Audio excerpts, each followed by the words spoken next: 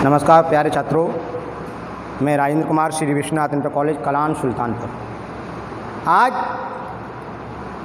कक्षा 9th के लिए एक नया वीडियो के साथ उपस्थित हैं, जिसमें आपको पहले ही रेखा और कोणों के बारे में बताया गया था।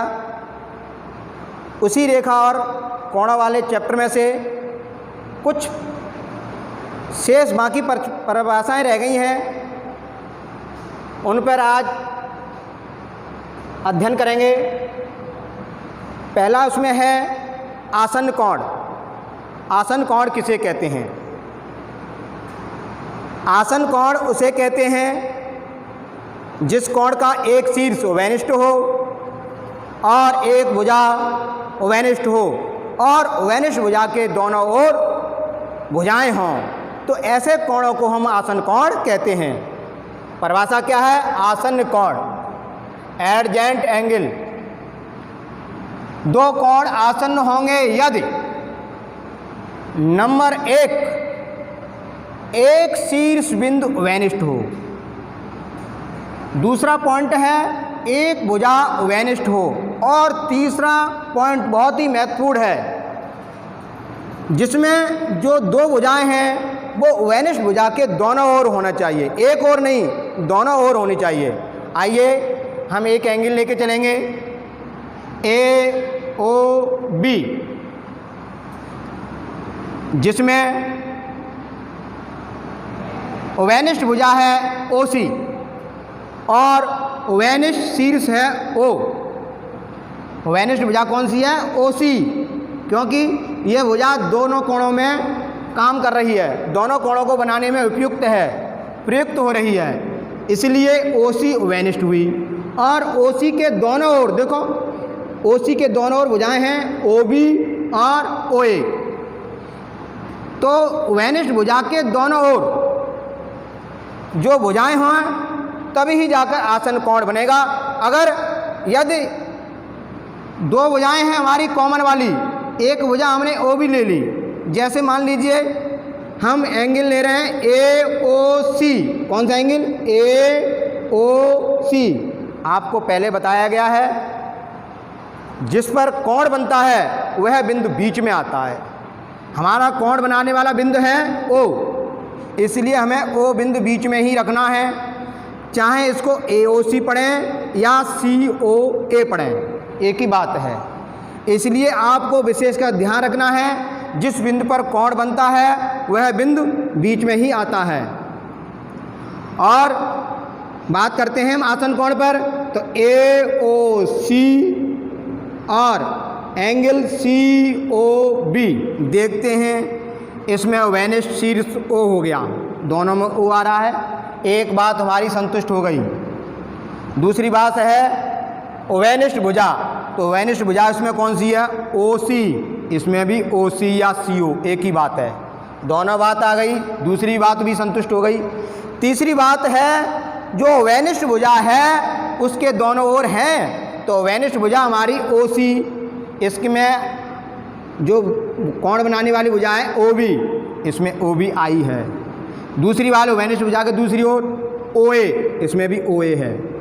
अतः यदि तीनों बात संतुष्ट हो जाएं तो वे आसन कोण होंगे। आइए फिर दोबारा एक पॉइंट और लेके चलते हैं। हमने लिया है एंगल बी ओ सी। कौन सा एंगल? बी ओ सी लिख दिया।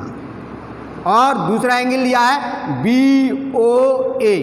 देखते हैं ओ बिंदु इसमें भी उभयनिष्ठ है, ये भी देख के संतुष्ट हो रहा है। दूसरी ओ बी इसमें भी है और बी ओ इसमें भी है, दोनों बात इसमें फॉलो करने लगी।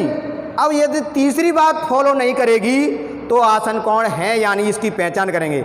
हमने जो भुजा देखी है ओ भी, वो उभयनिष्ठ है, लेकिन उभयनिष्ठ भुजा के दोनों ओर होनी चाहिए, लेकिन उभयनिष्ठ भुजा की एक ही ओर भुजा प्राप्त हो रही है। उभयनिष्ठ भुजा के दो और भुजाएं प्राप्त हो रही हैं एक ही ओर में, ओ सी और ओ ए।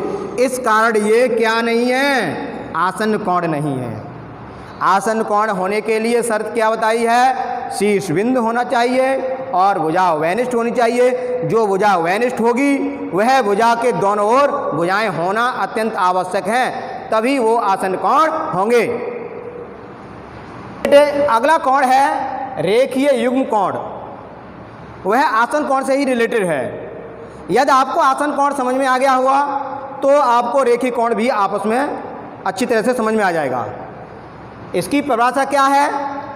वही है, देखिए, यदि दो आसन्न कोणों का योग 180 अंश हो तो वे रेखीय युग्म कोण कहलाते हैं। आसन कोण, आप आसन कोण पहले ही समझ चुके हैं, क्या है? शीर्ष बिंदु वैनिष्ठ हो, वैनिष्ठ भुजा हो और वैनिष्ठ भुजा के दोनों ओर भुजाएं हों तो वह आसन कोण होते हैं।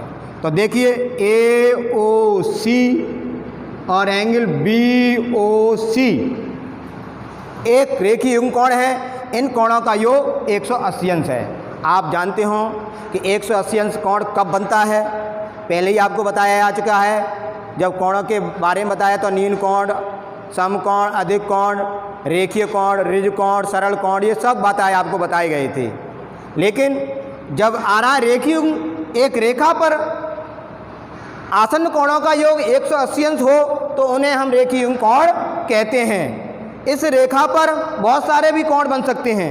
हमने दो आसन्न कोण लिए हैं इसलिए इनका योग 180 अंश है। इस पर हम कई और कोण भी ले सकते हैं, तब भी वो रेखीय कोण कहलाएंगे। लेकिन इन सब का योग 180 अंश होगा तभी वो रेखीय युग्म कोण कहलाएंगे। बात समझ में आई? और ये आपको बहुत ही इम्पोर्टेंट है। परीक्षा में सवाल इसी से पूछे जाते हैं। कभी कभी एग्जाम्पल तौर पर दे लेते हैं। एक हमने प्रश्न ले रहे हैं, जैसे ये हमने कोण लिया, ये कोण तुम्हारा 30 अंश का है तो शेष कोण इसको ज्ञात करवाएगा।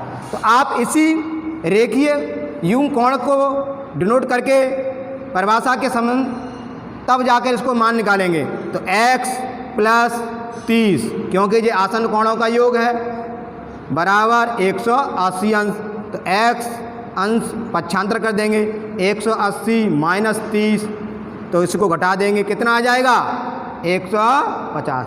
इस तरह जो दूसरा आसन्न कोण होगा वो 150 अंश का होगा। अगर नामकरण करने के लिए जाते हो तो यहाँ A ले लो, यहाँ O ले लो, यहाँ B ले लो, यहाँ C। तो यहाँ पर भी हम दर्शा सकते हैं, जैसे AOC x है इसके अनुसार और BOC जो दिया है वो 30 अंश है। इस तरह हमें x के मान निकालेंगे। ये सवाल आपको प्रश्नावली में आगे मिलेंगे। हमने एग्जाम्पल के तौर पर आपको यहाँ समझा दिया है। हाँ देखिए बेटे, अगला जो कोण है वो शीर्षाभिमुख कोण है। इसे इंग्लिश में वर्टिकली अपोजिट एंगल कहते हैं। इसकी परिभाषा क्या है? कैसे इसकी पहचान करेंगे शीर्षाभिमुख कोण है या नहीं? आइए देखते हैं। जब दो रेखाएं एक दूसरे को काटती हैं, जिस बिंदु पर काटती हैं वह बिंदु प्रतिच्छेद बिंदु होता है और उस प्रतिच्छेद बिंदु द्वारा आमने सामने के कोणों को ही हम शीर्षाभिमुख कोण कहते हैं। बात समझ में आई? शीर्षाभिमुख कोण क्या है? हम दो रेखाएं लेंगे, एक रेखा AB, दूसरी रेखा CD, जो एक दूसरे को बिंदु O पर काटती है। अब जिस बिंदु पर काटती है उसे हम प्रतिच्छेदी बिंदु कहते हैं। इस प्रतिच्छेदी बिंदु द्वारा आमने और सामने के, इसके आमने और सामने वाला ये कोण है। तो इस कोण को AOD और BOC, ये इसके शीर्षाभिमुख कोण हुआ। दूसरा लेंगे AOC और दूसरा है BOD, इन दोनों के सामने के कोण है, ये शीर्षाभिमुख कोण है। शर्त क्या है? शीर्षाभिमुख कोण आपस में बराबर होते हैं, इसलिए शीर्षाभिमुख कोण AOD बराबर है BOC और AOC बराबर है BOD के। इस तरह ये शीर्षाभिमुख कोण आए। आगे जो चैप्टर आएगा इसमें इसका बहुत उपयोग होगा। आपको उसमें पहचानना है कौन कौन से जो कोण बताए थे, रेखीय युग्म कोण और आसन्न कोण और शीर्षाभिमुख कोण। आप इस वीडियो में इन्हीं कोणों के बारे में समझिए। धन्यवाद।